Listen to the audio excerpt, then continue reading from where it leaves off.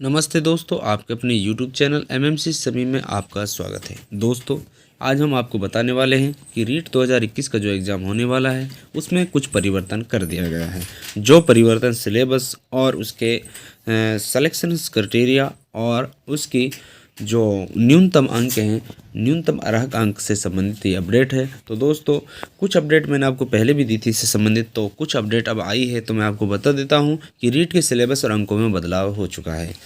अजमेर से खबर आई है, करीब 3 साल के लंबे इंतजार के बाद आयोजित की जा रही रीट परीक्षा के आवेदन की प्रक्रिया पूरी हो गई है। यह परीक्षा आगामी 25 अप्रैल को राज्य के विभिन्न परीक्षा केंद्रों पर आयोजित होगी, लेकिन अभ्यर्थियों के लिए एक ज़रूरी खबर इसी परीक्षा से जुड़ी हुई है। ध्यान देने वाली बात है कि यह इस बार होने वाली परीक्षा में सिलेबस और चयन प्रक्रिया सहित कई बड़े बदलाव किए गए हैं, जो अभ्यर्थियों के परिणामों व चयन पर असर डालेंगे। तो दोस्तों, यह न्यूज़ आपके लिए, यदि आप रीट से संबंधित हैं या आपका संबंधी कोई रीट से संबंधित है तो आपको ये न्यूज़ पढ़ना बहुत ज़रूरी है। बता दें कि इस बार आयोजित होने वाली रीट की परीक्षाओं से बिल्कुल अलग होगी। इस बार परीक्षा के नोटिस में बताया गया है कि इस बार एनसीटी के निर्देशों को ध्यान में रखकर सिलेबस में बदलाव किया गया है। जारी सूचना के अनुसार राजस्थान माध्यमिक शिक्षा बोर्ड के हवाले से कहा गया है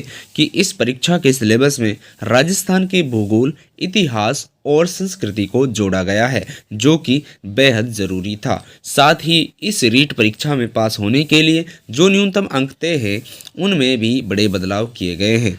जब पिछली बार 2017 में यह परीक्षा हुई थी तो नॉन टीएसपी यानी एसटी अभ्यर्थियों के लिए न्यूनतम अर्हता अंक 60% थे, लेकिन अब इसमें 0.5% की कमी कर दी गई है, यानी कि 5% कमी कर दी गई, 55% हो गया है। इसके अलावा विधवा और ईएसएम वर्ग के लिए न्यूनतम अर्हता अंक में 10% और दिव्यांग अभ्यर्थियों के लिए 20% अंक कम कर दिए गए हैं, जबकि एससी, ओबीसी, एमबीसी, ईडब्ल्यूएस वर्ग के अभ्यर्थियों के लिए भी न्यूनतम अंकों में 5% की कमी कर दी गई है। इसके साथ ही राजस्थान माध्यमिक शिक्षा बोर्ड ने चयन मानदंडों में अंकों के वेटेज के वितरण में भी बदलाव किया है। इससे पहले अंक वेटेज रीट परीक्षा में स्कोर पर आधारित था।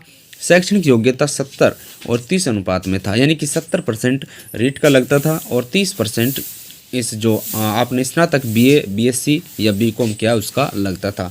लेकिन अब ये वेटेज बदल चुका है, ये अभी वेटेज 90-10 के अनुपात में हो गया है, यानी कि रीट में जो आप नंबर लाएंगे उसका 90% निकाल कर और जो आपने स्नातक में नंबर लिए हैं उसका 10% निकाल कर, दोनों का योग करके ये जो लास्ट सिलेक्शन कैटेगरीज होंगी वो उसमें अंक जुड़ेंगे।